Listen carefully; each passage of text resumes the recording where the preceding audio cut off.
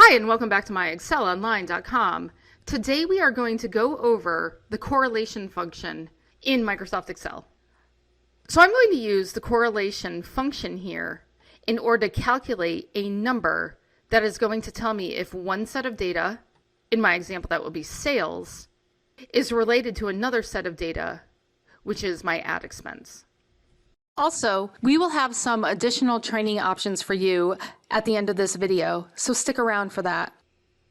So if I go into cell D2 and I type equals CORREL, because this is the word that I'm going to use for the correlation function, and I type a left parenthesis, I'm going to be prompted for two arguments. And these two arguments are going to be an array. And an array is essentially a set of data. So in this case, my first array is going to be my sales numbers. So I'm just going to highlight B2 to B7. And then I'm going to type a comma. And my second array is going to be my ad expenses. So I'm going to go from C2 to C7. And then I'm going to hit enter. And I can see that I'm being returned with a number of 0.99. If you are liking this video, please give us a thumbs up and subscribe to our channel, and hit the bell button to get notified when we release our weekly videos. Now, if you've taken statistics before, you know that 0.99 is a very good correlation because it is very close to the number 1, where the number 1 is a perfect correlation. So the further you get from the number 1, the more your data is not related.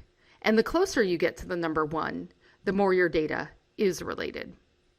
So we go into this topic a little bit more in depth on our blog. We will show you what a negative correlation is and what it looks like when two data sets have no relationship between them. I will include the link to that blog entry in the description below on YouTube.